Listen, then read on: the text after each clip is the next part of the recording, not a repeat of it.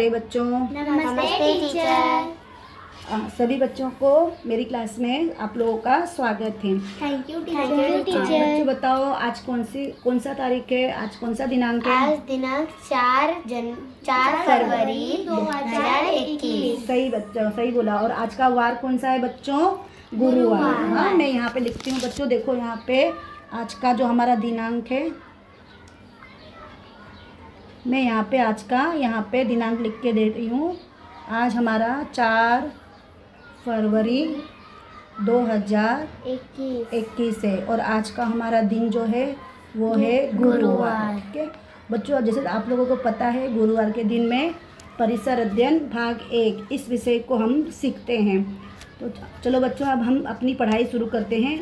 ये आप लोगों को स्क्रीन में परिसर अध्ययन भाग 1 की किताब का जो पहला पन्ना होता है, मुख्य पृष्ठ कहते हैं, मुख्य पृष्ठ, उसका आपको किताब दिखाई दे रही होगी। ठीक है, अब बच्चों हम लोगों को शुरू करना है। जो आज का हमारा पाठ है वो है पाठ 19 भोजन के घटक। यह है पाठ 19 भोजन के घटक। आज बच्चों हमें इस पाठ को सीखना है। तो बच्चों सबसे पहले हम क्या करेंगे, इस पाठ का सिर्फ वाचन करेंगे।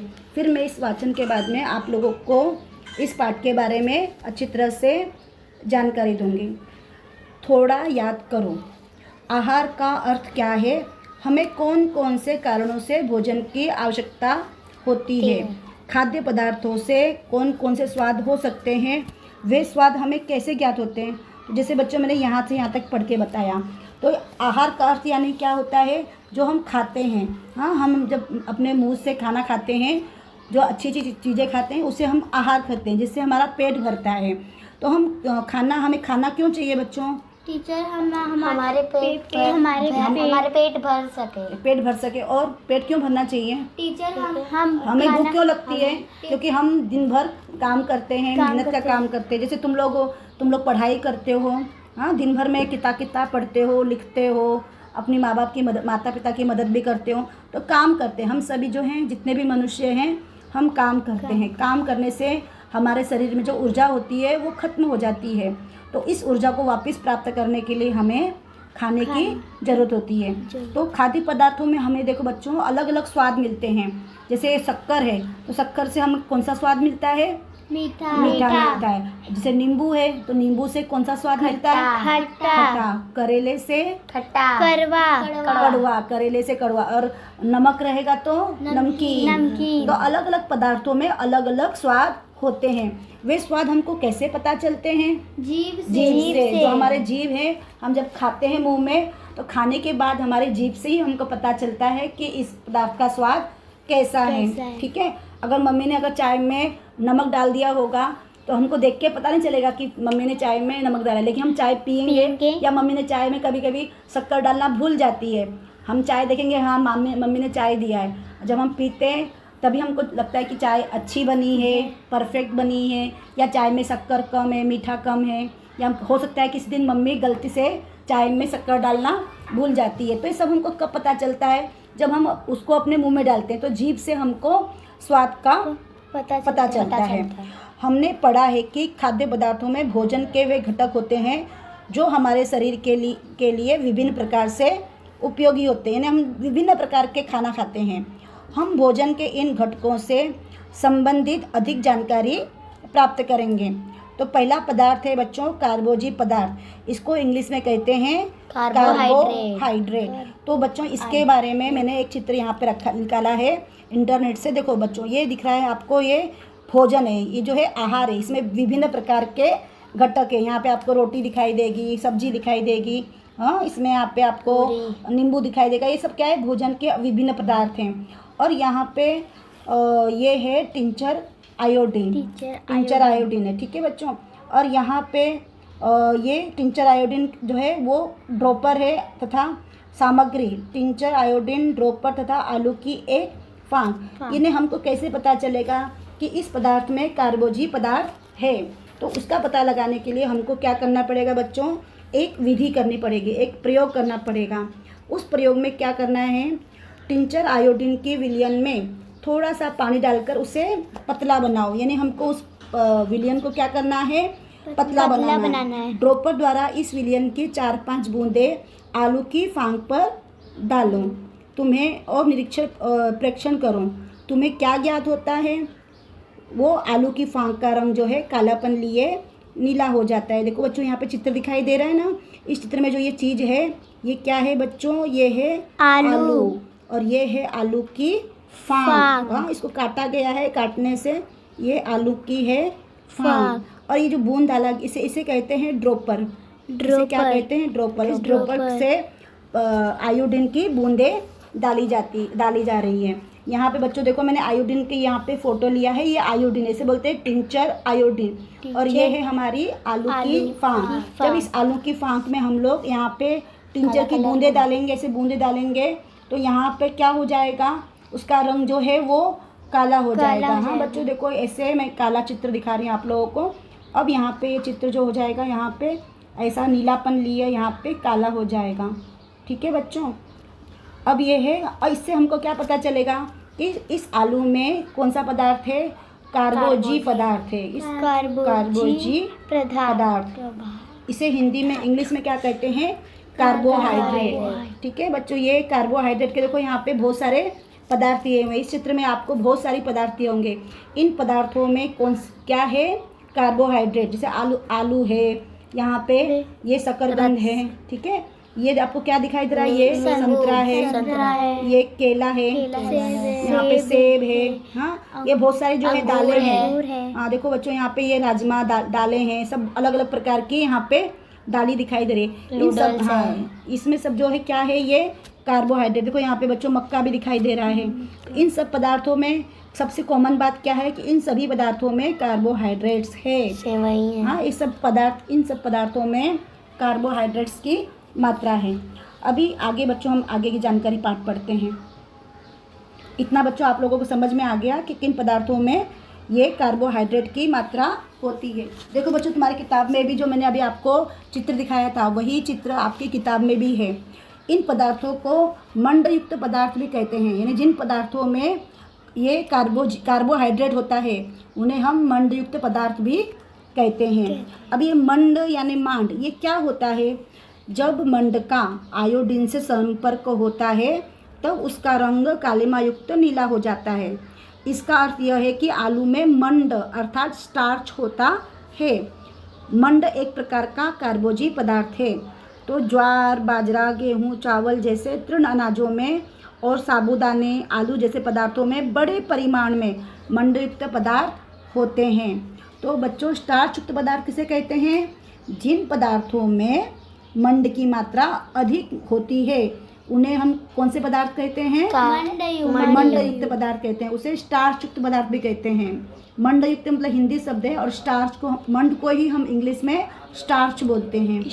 तो ऐसे पदार्थों में मंड की मात्रा अधिक होती है। ठीक है, अब इस मंडयुक्त पदार्थों से हमको हमारे शरीर को क्या मिलता है बच्चों? ऊर्जा मिलती है। और इसी ऊर्जा से हम शरीर के विभिन्न क्रियाओं के लिए हम उसका उपयोग करते हैं। जैसे तुम लोग किताबें पढ़ते हो, उत्तर लिखते हो, होमवर्क करते हो, तो ये सब क्रिया करने के लिए तुम्हारे शरीर में क्या होना चाहिए? ऊर्जा होनी चाहिए। ये ऊर्जा हमको कहाँ से मिलेगी? ऐसे ये जो मंडयुक्त पदार्थ है इनको खाने से हमको ऊर्जा मिलेगी। इसके अतिरिक्त शरीर को अपेक्षित रूप में गर्म रखने में इस ऊर्जा का उपयोग होता है। अब बच्चों नया शब्द सीखो। नया शब्द क्या है? शर्करा। यानी वनस्पतियों से मिलने वाले तथा स्वाद में मीठा लगने वाले पदार्थ का अर्थ शर्करा होता है। बच्चों तुमको सबसे आसान जो जिसमें हम मीठा लगता है ऐसा कौन सा पदार्थ होता है? शक्कर। जैसे हम शक्कर खाते हैं, कभी कभी देखो बच्चों तुम लोग दवाई खाते हो, दवाई एकदम कड़वी होती है तो तुम लोग अपनी मम्मी से मांगते हो ना, मम्मी थोड़ा हमको शक्कर दो, हमारा मुंह कड़वा हो गया है। तो कुछ बहादुर बच्चे होते हैं उनको चलता है, लेकिन कुछ होते हैं बच्चों देखो मैं हूँ, मुझे भी बहुत कड़वा लगता है तो मैं थोड़ा सा शक्कर ले लेती हूँ तो मेरा मुंह जो कड़वा है वो ठीक हो जाता है। तो शक्कर क्या है?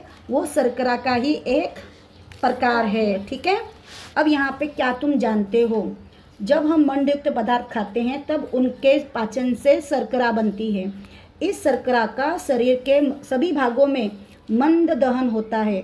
मंद दहन यानी एक किस्म से उसमें आग जलती है, यानी वो ख़त्म होता है, वो पदार्थ जो है उसका दहन हो जाता है। लेकिन वो क्रिया कैसी होती है, एकदम मंद, धीरे धीरे। अगर ये क्रिया एकदम तेज हो जाएगी तो बच्चों क्या होगा, हमको जल्दी जल्दी भूख लगेगी। हाँ, जैसे अब भी खाना खाएंगे तुरंत 5 मिनट में हमको फिर से भूख लग जाएगी। लेकिन ऐसा होता है क्या, जब हम खाना खाते हैं तो हमको काफ़ी देर तक हमारे पेट में हमको भूख नहीं लगती है, क्योंकि हमारे पेट में हमने जो खाना खाया रहता है उसका धीरे धीरे वहाँ पे दहन होता है, यानी वो उस पर पाचन क्रिया होती रहती है और उससे ऊर्जा मुक्त होती है। अतः मंड के पाचन से प्राप्त शर्करा शरीर के लिए ईंधन का कार्य करती है। ठीक है बच्चों, अब यहाँ पे हम अगला पन्ना देखेंगे। अभी यहाँ पे बच्चों देखो, यहाँ पे है शर्करा। ठीक है, यहाँ पे शर्करा के बारे में मैं अभी आप लोगों को जानकारी दूंगी। यहाँ पे देखो बच्चों, एक चित्र दिखाई दे रहा है। हाँ टीचर। हाँ, ये कौन सा चित्र, इसमें क्या दिखाई दे रहा है? गन्ने का चित्र है। ठीक है बच्चों, मैंने आगे आप लोगों के लिए गन्ने का चित्र मैंने डाउनलोड किया है। आप लोग यहाँ पे गन्ने का चित्र आप लोग देख सकते हैं। हाँ, ये देखो बच्चों, ये है गन्ना, इसको ईख भी बोलते हैं। बच्चों को पहले में ई से ईख पढ़ाया जाता है, तो ये है ईख, या इसे हम लोग आम भाषा में गन्ना भी कहते हैं। बच्चों, तुम लोगों ने कभी गन्ने का रस पिया है? हाँ टीचर। वो कैसा लगता है गन्ने का रस? मीठा लगता है। हाँ, क्योंकि वो गन्ने का रस हमें मीठा लगता है। ठीक है, तो इस प्रकार से हमें ईख से यानी गन्ने से हमको शर्करा मिलती है, यानी ये मीठा पदार्थ है। तो मीठे लगने वाले खाद्य पदार्थों में विभिन्न प्रकार की शर्कराएं होती है। उदाहरण के लिए गन्ने के रस से हमें गुड़ तथा शक्कर तैयार कर सकते हैं, क्योंकि उसमें सुक्रोज नामक शर्करा होती है। इसी प्रकार से कुछ अन्य पदार्थ भी हैं जिनमें ये शर्करा पाई जाती है। जैसे देखो बच्चों, यहाँ पे चित्र दिखाई दे रहा है ना, ये क्या है बच्चों? शहद। ठीक है, ये कौन सा चित्र है बच्चों? पका हुआ चीकू। और ये कौन सा चित्र है बच्चों? पका हुआ आम। और ये आप लोग खाते ही हो, पका हुआ केला। तो पके हुए आम, केले, चीकू जैसे फलों और शहद, दूध इत्यादि में भी विभिन्न प्रकार की शर्कराएं होती है। उनसे भी शरीर को हम क्या मिलती है? ऊर्जा मिलती है। और इसी ऊर्जा का उपयोग करके हम पूरे दिन भर में बहुत सारे काम करते हैं। ठीक है बच्चों, अभी तुम लोगों को शर्करा के बारे में पता चल गया ना? हाँ टीचर। मीठे लगने वाले खाद्य पदार्थों में विभिन्न प्रकार की शर्कराएं होती है। ठीक है, चलो बच्चों हम आगे बढ़ते हैं। यहाँ पे एक प्रयोग दिया हुआ है, इसमें लिया है, इसमें कौन कौन सी सामग्री चाहिए? सूक्ष्म छिद्रों वाली छलनी, जैसे तुम्हारी मम्मी अपने घर में आटा चालने के लिए उपयोग करती है। चक्की में पीसकर लाया गया आटा। अभी चक्की में आप लोगों ने आटा पीसा होगा, उसके बाद में सर्वप्रथम आटे को क्या करें? छलनी से चालो। हाँ, तुम्हारी मम्मी जब घर में आटा बनाती है तो आटे में अगर कुछ कचरा ना हो, इसके लिए छलनी से क्या करती है? उसको चालती है। ठीक है, तो अब क्या होता है बच्चों, जो बारीक बारीक आटा होता है, हाँ, आटे का अधिक से अधिक भाग क्या होता है? छलनी में से नीचे गिर जाता है। परंतु कुछ बड़े कण जो होते हैं वो कहाँ रह जाते हैं? छलनी के अंदर ही रह जाते हैं। उसे क्या कहते हैं? उसे कहते हैं चोकर, यानी मोटा वाला पदार्थ। वो गेहूं का ही पदार्थ होता है, लेकिन वो गेहूं के ऊपर का तंतुमय पदार्थ होता है, उसे कहते हैं चोकर। अब ये रेशेदार तंतुमय पदार्थ गेहूं, ज्वार जैसे अनाजों को पीसकर महीन बनाने पर भी वे एक जैसे महीन नहीं होते। इस आटे को चालकर देखने पर छलनी में मोटे कण बचे रहते हैं। छलनी पर बचे हुए ये कण उस अनाज का क्या है? चोकर है। चोकर वास्तव में एक रेशेदार पदार्थ होता है। आहार नाल में रेशेदार पदार्थों का अलग उपयोग है। बच्चों, तुम लोगों के मैं आपको दिखाती हूँ कि अगर जब तुम्हारी मम्मी या तुम घर में कभी आटा छलनी से चालते हो तो कौन सा पदार्थ जो है वो तुम लोगों को बचा हुआ दिखाई देता है। ये यहाँ पे आपको मैं दिखाती हूँ चोकर। देखो ये बच्चों यहाँ दिख रहा है ना, नीचे गेहूं के दाने गिरे हैं, और ये जो है आटा छालने से बना हुआ ये क्या है? चोकर है। हम जब छलनी में से चालते हैं तो छलनी के अंदर ऐसे मोटे वाले जो है वो चोकर बचते हैं। ठीक है, अब आगे पढ़ते हैं बच्चों। खाया गया भोजन आहार नाल में से आसानी से आगे खिसकता है। रेशेदार पदार्थों के कारण वो भोजन समुचित गति से आगे बढ़ता रहता है। जब भी हम खाना खाते हैं, खाने के बाद में पेट में वो खाना पचता है पचने के बाद में हमारे शरीर में आहार नाल होती है। उस आहार नाल से वो जो खाया गया भोजन है वो धीरे धीरे क्या होता है, आगे खसकता है। धीरे धीरे धीरे करके वो आहार नाल से आगे खसक करता है। भोजन का अनपचा भाग शरीर के लिए अनुपयोगी होता है, यानी जो हमारे शरीर के लिए उपयोगी होता है वो तो हमारे खून में वहाँ पे रस उसका मिल जाता है, उसकी ऊर्जा मिल जाती है। लेकिन कुछ खाना ऐसा होता है जो अनपचा रह जाता है, उसका पाचन अच्छी तरह से नहीं हो पाता है। तो जब पाचन नहीं हो पाएगा तो वो शरीर के लिए कैसा हो जाएगा, अनुपयोगी, यानी उसका कुछ उपयोग नहीं है। तो इस अनुपयोगी भाग से विष्ठा तैयार होने में रेशेदार पदार्थों से सहायता मिलती है। यानी जो पदार्थ हमारे शरीर के लिए अनुपयोगी होता है तो हमारा शरीर क्या करता है, उसको हमारे शरीर से बाहर निकाल देता है। ये हमारे शरीर के लिए बहुत ज़रूरी है। अगर यही अनपचा पदार्थ हमारे शरीर में रह जाएगा तो वो जहर की जैसे हमारे शरीर में नुकसान करेगा। इसलिए हमारा शरीर क्या करता है, उसको शरीर से बाहर निकाल देता है।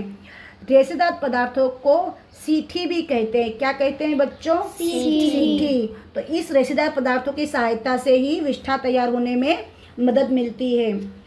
आगे देखो बच्चों, फलों के छिलके, सब्जियों के रेशे तथा छिलके, हरी सब्जियां, अनाज, दलहन, ये सभी रेशेदार पदार्थ हैं। यानी किन किन पदार्थों में ये रेशेदार पदार्थ होते हैं बच्चों, ये फलों के छिलके, सब्जियों के रेशे। यहाँ पे देखो बच्चों चित्र में ये हरी हरी सब्जियां दिखाई दे रही है।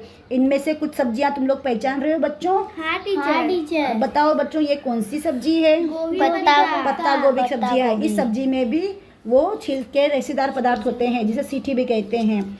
और कौन सा चित्र पहचान रहे हो बच्चों? मटर। देखो इन्होंने मटर भी पहचान लिया। और पहचानो? धनिया भी पहचान लिया बच्चों इन्होंने। मेथी। ये है हमारी मेथी। सोहा किधर है बच्चों? सोहा ये रहा। ये सोहा है? नहीं, ये सोहा है। देखो बच्चों ये सोहा है। पालक। ये है पालक। और ये हरा कांदा, हरा प्याज भी बोलते हैं। और ये शायद ब्रोकली है, ये ब्रोकली है। हाँ, ऐसे अलग अलग ये जो है। ये लास्ट ये बता, मुझे भी पहचान में नहीं आ रहा है, कोई तो है ये, जाने दो। तो ये है जो है हरी सब्जियां, ये सभी अलग अलग प्रकार की हरी सब्जियां हैं। इसके अलावा भी बहुत सारी सब्जियां जो यहाँ चित्र में नहीं दिखाई गई है, लेकिन अगर तुम लोग कभी मार्केट में जाओगे तो तुमको बहुत सारी हरी सब्जियां दिखाई देगी जिसके अलग अलग नाम होते हैं। लोग स्थानीय भाषा में कोई पालक बोलता है, बथुआ बोलते हैं, मेथी होता है। और किसी हरी सब्जी का नाम जानती हो तुम लोग? हाँ टीचर। बोलो क्या क्या तुम लोगों ने, कौन कौन सी हरी सब्जियां खाई है तुम लोगों ने? टीचर जैसे मूली का साग। हाँ, मूली का साग भी खाते हो। मेथी का साग खाया है कभी? हाँ, हम लोग तो रोज खाते हैं। टीचर सरसों का साग। सरसों का साग। तो ये हमको हमेशा अपने खाने में हरी सब्जियों का उपयोग करना चाहिए। ये हमारे शरीर के लिए बहुत ही जरूरी है। टीचर पालक की हाँ, पालक भी खाना चाहिए। आहार में पर्याप्त मात्रा में रेशेदार पदार्थ न होने पर कोष्ठबद्धता यानी कब्ज की बीमारी हो सकती है। कई लोगों को देखा होगा ना कि सुबह सुबह उनको ये कब्ज होता है, उनको बराबर अच्छी तरह से उनका पाचन नहीं होता है। इसीलिए डॉक्टर उन्हें हरी सब्जी खाने की क्या करते हैं, सलाह देते हैं। ठीक है, अब तक हमने खाद्य पदार्थ में पाए जाने वाले 3 प्रकार के पदार्थों की जानकारी प्राप्त की। इनके नाम कौन कौन से बच्चों? मंडयुक्त पदार्थ, शर्करा, रेशेदार पदार्थ। ठीक है, मंडयुक्त पदार्थ, शर्करा, रेशेदार पदार्थ। मंडयुक्त पदार्थ यानी उसका उदाहरण बताओ बच्चों। जैसे आलू, आयोडीन। आयोडीन में आलू नहीं होता, ये मंडयुक्त नहीं होता। आयोडीन से हम उसकी जांच करते हैं। आयोडीन क्या है, वो जांच करने के लिए एक चीज़ है, उसको टिंचर आयोडीन कहते हैं। टिंचर आयोडीन से हम पता लगाते हैं कि इस पदार्थ में वो मंडयुक्त पदार्थ है या नहीं है। टीचर तो जिसमें मंडयुक्त पदार्थ होते हैं उसका नाम भी होता है। हाँ, तो ये मंडयुक्त पदार्थ के कौन कौन से तुम लोग को चित्र बताए थे मैंने? जैसे तुमको मैंने बताया दालें, गेहूँ, बाजरा, मक्का, ये जो बहुत सारी सब्जी बताए थे ना हमने। गेहूँ, चावल, साबूदाना, आलू। हाँ, ये सब जो है ये कौन से पदार्थ है? मंडयुक्त पदार्थ हैं। और जो शर्करा पदार्थ में मैंने कौन कौन से नाम बताए थे तुम लोगों को? गन्ना, शहद, आम। ये जिन पदार्थों को खाने से हमको मीठा लगता है, हाँ, मीठे लगने वाले जो खाद्य पदार्थ हैं उनमें शर्करा होती है। रेशेदार पदार्थ कौन कौन से बताए थे मैंने? पत्ते गोभी, पत्ता हरा गोभी, प्याज, मटर, बराबर, ये जो है धनिया, इन सब्जी और जो अनाज भी होते हैं ना, उन अनाजों में भी, दलहन में भी ये रेशेदार पदार्थ होते हैं। इन्हें हमने इस पार्ट में अभी तक हमने 3 प्रकार के पदार्थों की जानकारी प्राप्त की। हाँ, पहला कौन सा है? मंडयुक्त पदार्थ, दूसरा शर्करा और तीसरा कौन सा था? रेशेदार पदार्थ। इन्हीं को सम्मिलित रूप में कार्बोजी पदार्थ कहते हैं। कार्बोजी पदार्थ का मुख्य कार्य क्या होता है? शरीर को ऊर्जा प्रदान करना। हाँ, कार्बोजी पदार्थ का सबसे मुख्य काम क्या है? शरीर को ऊर्जा प्रदान करना। देखो यहाँ बच्चों, यहाँ पे बनाया हुआ है कार्बोजी पदार्थ। इसके 3 प्रकार, मंडयुक्त पदार्थ, शर्करा और रेशेदार पदार्थ। हमेशा याद रखना, कार्बोजी पदार्थ के 3 प्रकार। पहला मंडयुक्त पदार्थ, शर्करा और रेशेदार पदार्थ। ठीक है, तो अभी हमने इस वीडियो में हमने 2 पन्नों के बारे में अच्छी तरह से जानकारी ली। और तुम लोगों को बच्चों देखो, यहाँ पे मैंने ये आहार का चित्र का भी मैंने यहाँ पे फोटो दिखाया है। ये है टिंचर आयोडीन, ये फिर से आप लोग को दिखा रही हूँ। इसके बाद में देखो ये आलू है, ये आलू की फांक है। इसमें हम अगर टिंचर आयोडीन डालते हैं तो यहाँ पे क्या हो जाएगा? यहाँ पे नीलापन लेके काला आ जाता है। तो इससे हमें पता चलता है कि इस आलू में मंडयुक्त पदार्थ है। ये मंडयुक्त पदार्थ का एक उदाहरण है, मंडयुक्त पदार्थ। हाँ, इसके बाद अगला चित्र देखो, यहाँ पे भी बहुत सारे मंडयुक्त पदार्थ के यहाँ पे चित्र दिए हुए हैं। हाँ, इसमें दालें हैं, दलहन है, आलू है। हाँ, इसके अलावा देखो बच्चों, यहाँ पे भी बहुत सारे मैंने चित्र बताए थे तुमको, कार्बोहाइड्रेट यानी कार्बोजी पदार्थ। इसके बाद में देखो बच्चों, ये भी यहाँ पे मंडयुक्त पदार्थ हैं। यहाँ पे हमने ये मंडयुक्त पदार्थों का यहाँ पे मैंने चित्र यहाँ पे आप लोग को दिखाने के लिए रखा है। इसके बाद में ये देखो, ये शर्करा वाले पदार्थ, ये इसमें ईख है। हाँ, ईख यानी इसमें ये गन्ना है, ईख यानी गन्ना। तो यहाँ पे हमको इसके अंदर क्या कौन सा पदार्थ रहता है? शर्करा। हाँ, शर्करा वाला मिलता है। इसके अलावा देखो बच्चों, ये क्या है? शहद। ये पका हुआ आम। इसके बाद ये है पका हुआ चीकू। इन सभी पदार्थों में क्या पाया जाता है? शर्करा पाया जाता है। और ये है पका हुआ केला, पका हुआ केला। इन चारों पदार्थों में क्या पाया जाता है? शर्करा इनमें पाया जाता है। इसके बाद में ये है चोकर। इस चोकर में भी हमें ये अभी ये कौन सा पदार्थ है? रेशेदार पदार्थ। ठीक है, ये है रेशेदार पदार्थ। ये हमारे शरीर के लिए बहुत ही ज़रूरी होता है। और ये जो जितने सब्जियां दिखाई दे रही है, इनमें भी ये भी सब रेशेदार पदार्थ हैं। इनके अंदर भी रेशेदार पदार्थ होते हैं। ये तुम लोगों को मैंने बताया था ना, ये पत्ता गोभी बताया मैंने, ये मेथी है। हाँ देखो, ये अभी हाँ, ये उस समय चित्र में दिखाई दे रहा था। ये पालक है, ये मटर है, धनिया है, सोहा है। वाह, ये वो इसको इसमें डालते हैं कुछ तो भाजी। ये पालक है और ये हरी प्याज है। ठीक है टीचर, ये ना इसके अंदर डालते हैं। हाँ, इसको भी डालते हैं। इसका कुछ नाम है, चलो जाने तो इस प्रकार हमने यहाँ पे कार्बोजी पदार्थों के बारे में पूरी जानकारी लिया। कार्बोजी पदार्थ के यहाँ पे मैंने 3 प्रकार तुम लोगों को बताए। ठीक है, पहला प्रकार कौन सा है? मंडयुक्त पदार्थ। दूसरा है शर्करा और तीसरा है रेशेदार पदार्थ। तो हमने बच्चों आज भोजन के घटक के अंतर हमने 2 पन्नों के बारे में अच्छी तरह से आप लोगों को विस्तार से जानकारी मैंने आप लोगों को दिया है। इस पाठ को अच्छी तरह से पढ़ो, वीडियो को अच्छी तरह देखो और अच्छी तरह से समझो। आज के लिए बच्चों इतना ही। इसके आगे का पाठ हम अगले वीडियो में आपको बताएंगे। Thank you. Welcome teacher. Welcome teacher. Welcome teacher.